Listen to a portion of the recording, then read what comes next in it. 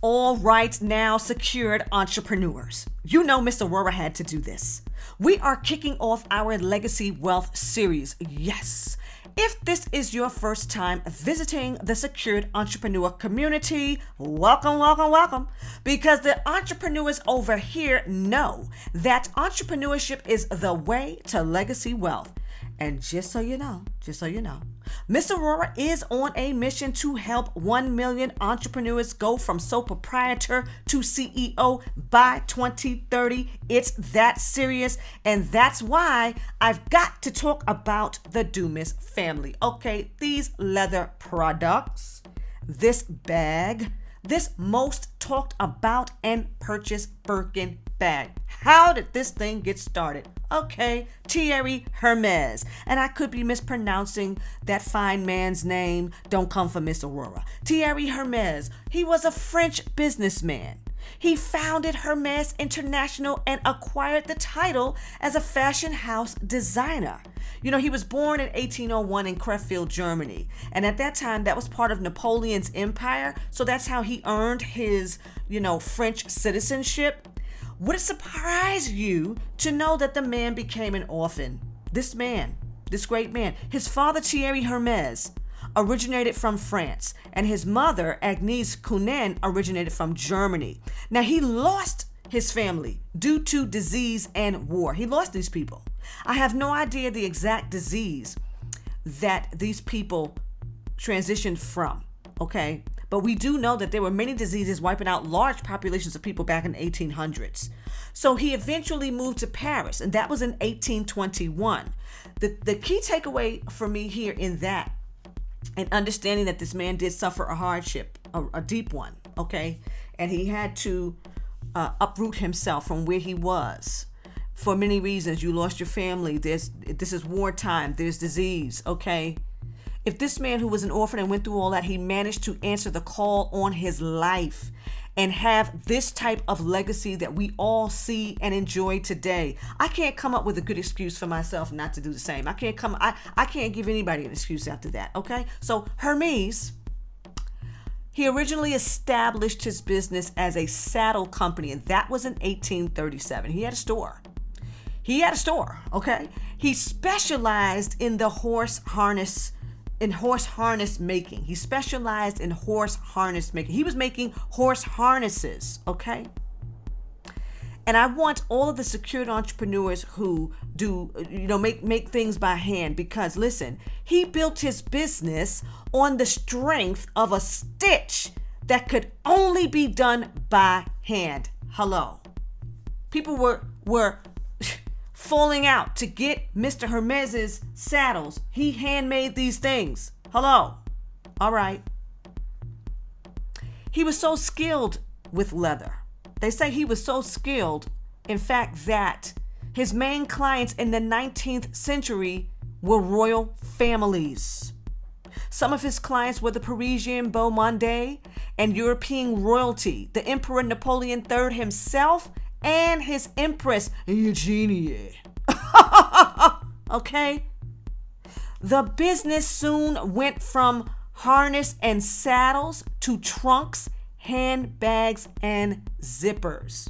Okay? That's where it transitioned to. Now, he was married. He was married to a lovely woman named Christine, and they had a son, Emilie Maurice Hermes. Okay? They had one son, Emilie. And Emilie himself had two sons, and that was Emilie Maurice Hermes and Adolphe Hermes.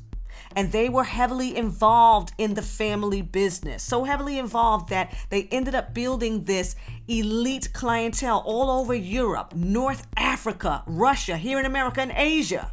All right. Now, after Thierry's death in 1878, it was his son and his grandsons that continued to run the family business. What do we love about this? How many businesses do we know that have come and gone? Okay, OM to the G. These people were astute enough to know that they had something good. We don't need to go out there and look for a job. We have a way. Our grandfather did this for us. We're going to continue this. So you know that they had to learn the trade. They had to learn how to do what their grandfather did, right? So Thierry Hermes' son, Emilie Charles Hermes, he ended up moving the Hermes flagship store, okay, to another location in Paris. And that location, that store is still there to this day, okay? And I know that the address is 24 Rue du Faubourg Saint-Honoré, okay? So you all please go look that up because it's still there today. So by the 20th century, Hermes had royals from all over the world on its client list. We do know this, okay? So here we go. Emilie Charles Hermes' sons, Adolphe and Emilie Maurice Hermes, succeeded him shortly after. Okay, so that ushered in the third generation of Hermes family members who took over the business, right? Okay, so now in 1937, this is 100 years. Please, somebody understand what Miss Aurorah is saying. This is 100 years after Thierry Hermes opened his Paris shop. Hermes added square silk scarves. Okay, so now we got leather goods, we got silk scarves, okay? And today, a signature Hermes scarf can cost you around $1,200. All right? So then here we go. Robert Dumas comes in. Robert Dumas took the head executive and artistic role in 1951. Now, that was after the death of his grandfather, who was, we know, Emilie Maurice Hermes. Okay? So now that's getting into the fourth generation. Okay? And he was the one who introduced belts and bags to the brand. Okay? He was the one that said, we're no longer doing horse and carriage, okay? We're in the automobile age. So what did he do? Now, how many of you know that we've seen businesses come and go because they did not keep up with the time? Blockbuster comes to mind. We were doing VHS, went to DVD, they didn't do DVD. I don't know what happened. Well, we don't have Blockbuster anymore. So he realizes this, and what does he do? Emilie acquired a 2-year patent for the zipper. And I want the secured entrepreneurs to go look this patent up because he got a patent, and it was known as the Hermes fastener. Okay, on a zipper. Now, once the zipper was introduced, the clothing era was totally transformed, and other businesses, Coco Chanel, wanted to work with them. Okay, because this was advanced. This zipper, oh my gosh. Okay, now Emilie Hermes had 2 son-in-laws. Now is that sons-in-law? Somebody let Miss Aurorah know. Sons-in-law. Okay, Robert Dumas Hermes and Jean-René Hermes. They took over the company in 1950, right? Okay. So now after Robert Dumas died in 1978, his son, Jean-Louis Dumas, took the leadership role.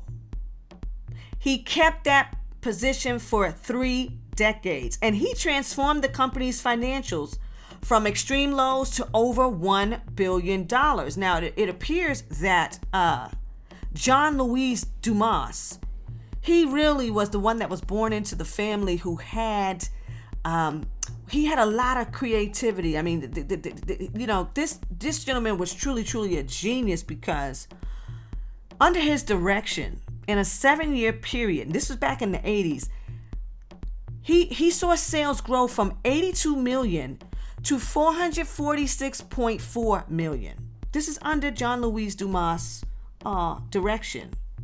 Okay? Well over 100 years after the business started by his great-grandfather, right?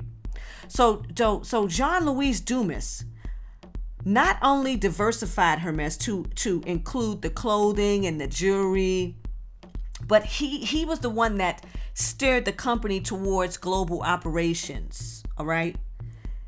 He's the catalyst behind the family having over 300 stores worldwide right now.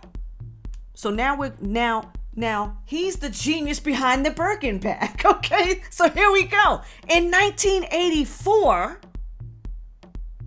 that's when the infamous Birkin bag came on the scene. Now, Jean-Louis Dumas, he met the actress and singer Jane Birkin on a plane. Now, I did not know who Jane Birkin was. I had never heard of her. How many of you know who Jane Birkin was? I don't, I had to look it up myself. But she's on a plane. They're on a plane together.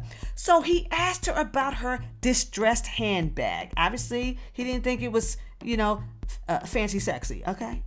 And then he asked if she would like to design a bag with him, okay? What came out of this chance encounter would go on to define Hermes as we know it today. This signature Birkin bag takes more than 25 hours to make. It costs up to 6 figures, and we know that it can be seen on the arms of many, many celebrities and royalty, okay? Jean-Louis Dumas, okay? I can't say enough about this gentleman because he's also the one who took the company public in 1993 and was intelligent enough to know that the family had to remain in control. So they still own more than 80% of the shares, okay? So what do we learn from this? That yes, we want to grow this business and we're going to do it with public funds, okay? That's how we're going to do it.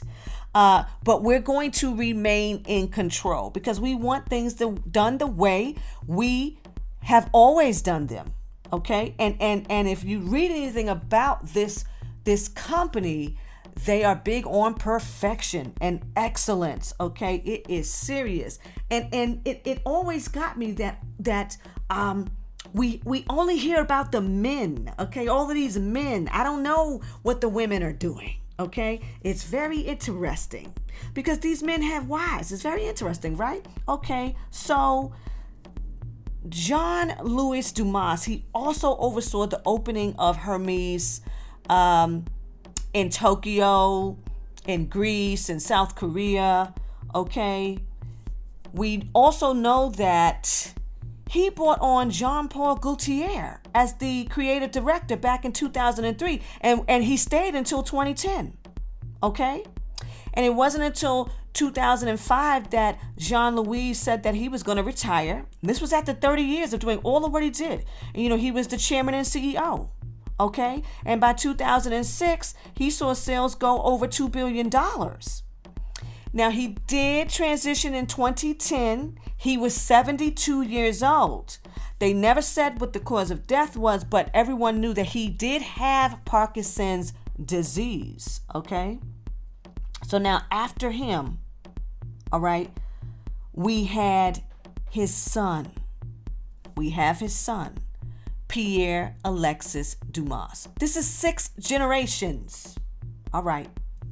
So we've got Pierre Alexis Dumas. He's in his 50s. But he was named the artistic director back in 2002.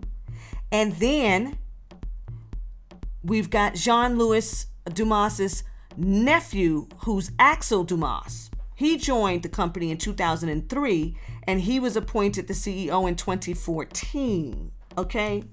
Hello, folks. 6 generations later, the brand, the family, okay, is known for its exclusive Parisian fashion house. And in the fashion industry, Hermes is the ultimate status symbol. How are you going to get a piece of this enormous pie? Well, I told you, this company went public back in 1993. And if you don't already have some stock, hello, Hermes International SCA is an over-the-counter stock listed on the pink current market under the ticker symbol HESAY, HESAY. The company recently reported its revenues for the first half of 2021. It amounted to 4,200 35 million euros. Okay? Which I think for us is like $4,980 million. Yeah, that's up 77% over 2020 and 33% over 2019 before the pandemic began. My question to all of the secured entrepreneurs is, what will your legacy be? What will your legacy be? All right, you can find Miss Aurorah at AurorahDayConsulting.com. If you have not opted in for the 7-figure exit training, I suggest you do that today. Okay, and until next time, ta-ta.